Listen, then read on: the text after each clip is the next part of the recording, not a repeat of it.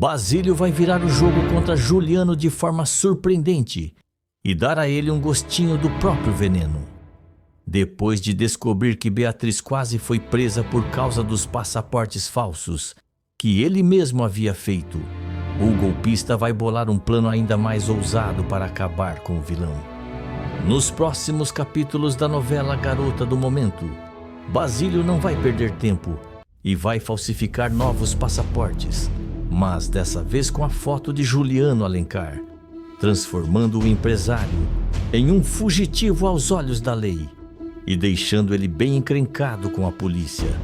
Basílio então fala: achou mesmo que eu ia deixar barato? Pois agora vai sentir na pele o que é ser acusado de um crime que não cometeu.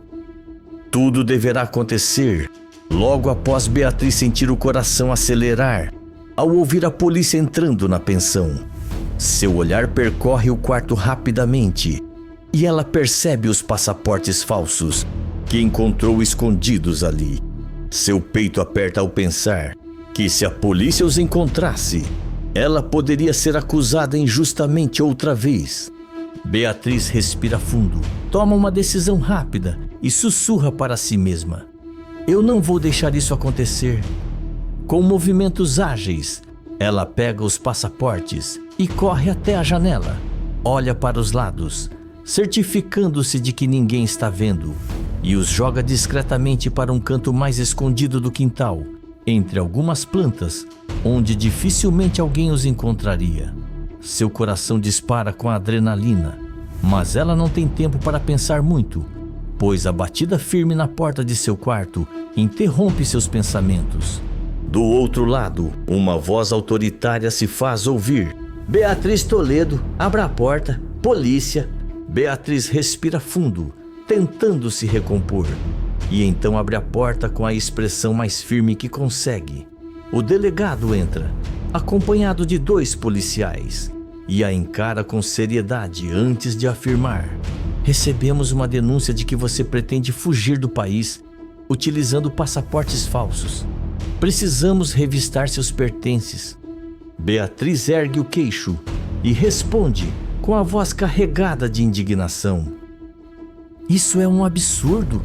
Eu estou sendo vítima de outra injustiça.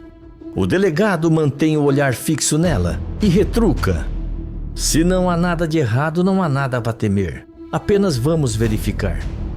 Beatriz cruza os braços, mantendo uma postura firme, mas por dentro sente um frio na barriga.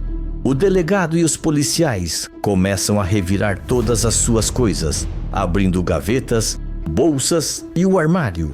Glorinha e Ana Maria, que observam tudo da porta, trocam olhares preocupados, mas se mantêm em silêncio. Depois de alguns minutos de busca intensa, um dos policiais olha para o delegado e avisa que não achou nada. O delegado respira fundo e afirma: não encontramos nada. Beatriz solta o ar lentamente e responde mantendo a compostura: porque essa acusação nunca teve fundamento. Eu não sou criminosa e muito menos uma fugitiva. O delegado analisa Beatriz por um instante antes de guardar seu bloco de anotações no bolso.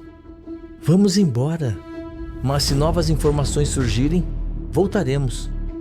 Assim que os policiais saem da pensão e a porta se fecha, Beatriz sente suas pernas fraquejarem e se apoia na parede, soltando um longo suspiro de alívio. Glorinha corre até ela e segura seus ombros, preocupada, e fala: meu Deus, amiga, o que foi isso? Eu quase morri de nervoso. Beatriz fecha os olhos por um instante, tentando recuperar o fôlego, e então confessa: Glorinha, os passaportes falsos estavam aqui. Eu os joguei pela janela antes da polícia entrar. Glorinha arregala os olhos, surpresa, e pergunta rapidamente: o quê? Mas como esses documentos vieram parar aqui? Beatriz, exausta, responde: eu não sei quem colocou eles aqui, mas eu sei de onde vieram. Esses passaportes foram feitos pelo Basílio. Ele me mostrou uma vez. Disse que tinha feito caso eu precisasse fugir, mas eu mandei ele se livrar deles. Pelo visto, ele não fez isso. Glorinha franze a testa, pensativa, e então comenta: Tá, mas você acha que foi o Basílio quem colocou isso nas suas coisas para te ferrar? Beatriz convicta e diz: Não, não acho. Ele pode ser trapaceiro, mas não me faria isso. Só que de qualquer forma, eu quero falar com ele agora mesmo para entender essa história. Sem perder tempo, Beatriz pega o telefone e disca o número de Basílio, seu olhar carregado de determinação. Ela não descansaria até descobrir tudo. Logo depois, Basílio chega à pensão com passos apressados, o senho franzido de preocupação. Assim que atravessa a porta, Beatriz já o encara com um olhar furioso, os braços cruzados e o pé batendo no chão, claramente à beira de um surto de raiva. Ela aponta para ele e fala sem paciência: Graças a você, eu quase fui presa por falsidade ideológica. O delegado acabou de sair daqui e por pouco não encontrou aqueles malditos passaportes falsos que eu te pedi para jogar fora. Basílio arregala os olhos, visivelmente chocado, e dá um passo para trás. Ele questiona, chocado: O quê? Como assim? Eu posso até não ter me livrado deles do jeito que você pediu, mas eu nunca colocaria isso nas suas coisas, Beatriz. Beatriz bufa, sua frustração evidente, e fala: Pois é, Basílio, mas o fato é que eles vieram parar aqui. E se eu não tivesse jogado tudo pela janela, eu estaria na delegacia agora, provavelmente sendo acusada de querer fugir do país. Glorinha, que assiste à discussão com os braços cruzados, decide intervir. Ela olha para Basílio e afirma com um tom mais calmo: Eu não acho que você teria coragem de prejudicar a Beatriz dessa forma, apesar de tudo. Basílio suspira e afirma: Eu juro que não faria isso. Eu só fiz esses passaportes na época porque queria ajudar a Beatriz a ter uma saída, caso precisasse. Mas eu nunca, jamais usaria isso contra ela. Beatriz aperta os olhos, desconfiada, mas aos poucos começa a entender que Basílio pode estar dizendo a verdade. Ela solta um longo suspiro e fala, com a voz um pouco mais controlada: Então, se não foi você, quem colocou esses documentos no meu armário? Basílio franze a testa e estreita os olhos, pensativo.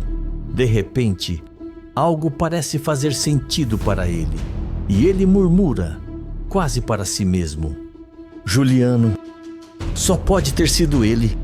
Beatriz arregala os olhos e dá um passo à frente e questiona: O quê? Como assim, Juliano? Basílio se vira para encará-la, a expressão carregada de convicção, e afirma: Eu guardei esses passaportes no meu escritório na perfumaria. Juliano deve ter descoberto e dado um jeito de colocar eles nas suas coisas para te incriminar. Glorinha arregala os olhos e solta um palavrão indignada. Ela então comenta: É claro que foi ele, tá na cara. Esse homem não sossega enquanto não destruir a Beatriz. Beatriz sente um aperto no peito e respira fundo, tentando conter sua raiva, e então diz: Eu não aguento mais esse homem me perseguindo. Isso tem que acabar. Basílio solta uma risada amarga e afirma: Não se preocupa, Beatriz. Isso não vai ficar assim. Juliano vai se ferrar com essa história. Beatriz estreita os olhos, desconfiada, e pergunta: O que você vai fazer, Basílio? Basílio apenas sorri de canto, um brilho malicioso no olhar, e responde com um tom misterioso: Deixa comigo. Antes que Beatriz possa insistir, Basílio se vira e sai da pensão com passos firmes, deixando Beatriz e Glorinha se entreolhando, preocupadas com o que pode estar por vir. Assim que sai da pensão, Basílio caminha até a parte de trás do prédio, onde a janela do quarto de Beatriz dá para um pequeno pátio externo. Ele olha ao redor para se certificar de que ninguém está por perto e então se abaixa, recolhendo um a um os passaportes falsos que Beatriz jogou pela janela mais cedo. Um sorriso satisfeito se forma em seu rosto enquanto ele guarda tudo em sua mala, falando em tom baixo para si mesmo: Juliano vai se ferrar com essa história. E eu já sei exatamente como. Com os documentos bem escondidos, Basílio sai dali discretamente e segue para o ponto de encontro com seus comparsas, um grupo de falsificadores experientes. Ao chegar no local combinado, ele abre a mala e espalha os passaportes falsos sobre a mesa. Os homens observam com atenção, enquanto Basílio dá suas instruções. Ele aponta para os documentos e ordena: quero que destruam todos esses e criem novos no lugar, mas dessa vez com a foto de Juliano Alencar. Os comparsas trocam olhares e um deles pergunta: e o nome? Mantemos o mesmo ou criamos identidades novas? Basílio dá um sorriso torto e responde: criem novas identidades. Quero que pareça que ele está se preparando para fugir do país. Os homens dão risada e começam a trabalhar no serviço, enquanto Basílio se recosta na cadeira satisfeito. Ele pega um copo de uísque que estava sobre a mesa e dá um gole, murmurando para si mesmo: Juliano vai ter uma surpresinha e essa vai ser boa. Depois de alguns dias, Basílio recebe um envelope discreto em seu escritório. Ele abre com calma e assim que vê os passaportes falsos com a foto de Juliano, um brilho malicioso surge em seu olhar.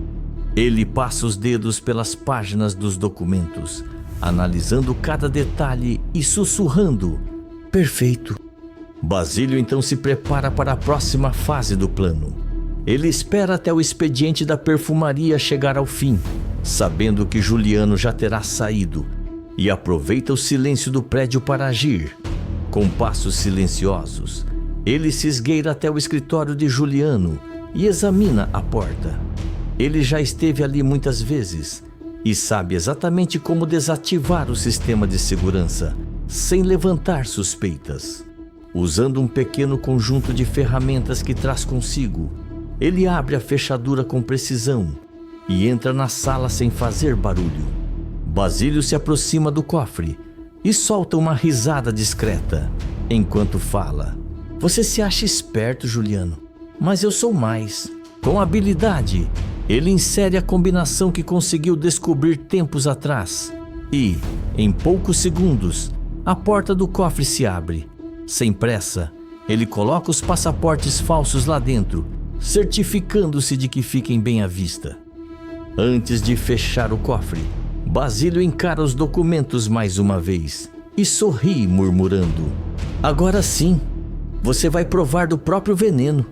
Ele fecha o cofre, verifica se tudo está em ordem para não deixar rastros e sai do escritório com a mesma discrição com que entrou.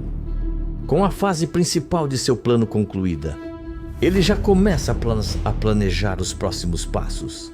Enquanto caminha para fora do prédio, Basílio acende um charuto, dá uma tragada e solta uma fumaça no ar da noite, com um sorriso satisfeito nos lábios, e fala: agora é só esperar o circo pegar fogo. No dia seguinte, Basílio chega cedo ao seu escritório, já com tudo planejado. Ele se senta confortavelmente em sua cadeira, pega o telefone e, com um sorriso malicioso, faz a ligação que tanto esperava para a delegacia. Falando com um tom de urgência, ele afirma: alô? Eu quero fazer uma denúncia anônima. O nome dele é Juliano Alencar. Isso mesmo, o dono da perfumaria carioca. Ele roubou a própria mãe e está desviando dinheiro da empresa há tempos. Mas o pior de tudo é que ele está planejando fugir do país antes de ser descoberto. Sim, com passaportes falsos. Se forem agora até a perfumaria, vão encontrar tudo no cofre do escritório dele.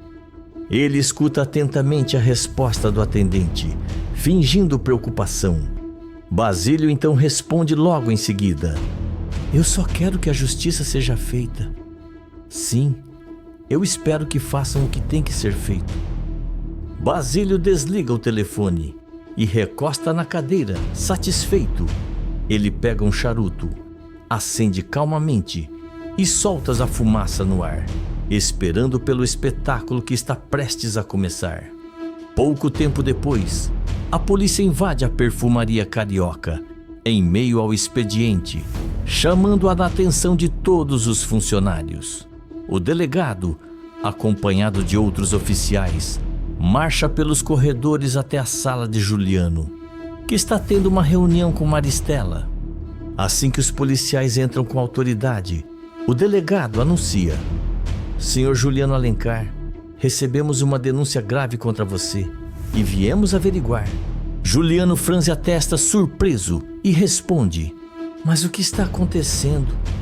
Isso deve ser algum engano. O delegado mantém a postura firme e continua: a denúncia afirma que o senhor desviou dinheiro da empresa e que pretende fugir do país utilizando passaportes falsos. Maristela arregala os olhos e se levanta da cadeira, indignada. Isso é um absurdo! Meu filho jamais faria algo tão absurdo assim. O delegado a encara e avisa: ainda assim precisamos investigar. Juliano, tentando manter a calma, diz: tudo bem, podem olhar o que quiserem. Não tenho nada aqui a esconder. Os policiais começam a vasculhar a sala, abrindo gavetas e checando documentos, até que um deles para diante do cofre. O delegado então ordena: abra o cofre, senhor Juliano. Juliano hesita por um momento, sentindo um nó na garganta, mas obedece. Ele gira o código de segurança e abre a porta pesada. Assim que o cofre se revela, um dos policiais vasculha o interior e puxa os passaportes falsos com a foto de Juliano, segurando-os no alto para que todos possam ver. O delegado ergue uma sobrancelha e sentencia: aqui está a prova que precisávamos. Juliano fica boquiaberto ao ver os documentos e fala: isso não pode ser, isso não é meu. Eu não faço ideia de como isso veio parar aqui. Maristela se aproxima, chocada, e tenta defender o filho falando: isso só pode ser armação. Meu filho nunca seria tão burro a ponto de guardar algo assim no próprio cofre. O delegado cruza os braços e responde com frieza: burro ou não, os documentos estavam aqui e isso já é motivo suficiente para uma prisão preventiva. Juliano se desespera, dá um passo para trás e tenta argumentar: eu sou inocente, alguém colocou isso aí para me incriminar, mas não há mais nada que possa ser feito. O delegado faz um gesto e os policiais se aproximam, pegando Juliano pelos braços e algemando-o. Os funcionários da perfumaria começam a cochichar e olhar horrorizados, enquanto Juliano é escoltado para fora do prédio. Maristela, paralisada, assiste seu filho ser levado e sente seu mundo desmoronar. Do outro lado do salão, Basílio observa a cena à distância, com um sorriso de puro triunfo. Escreve de qual cidade você está me assistindo, se inscreve no canal e ativa todas suas notificações.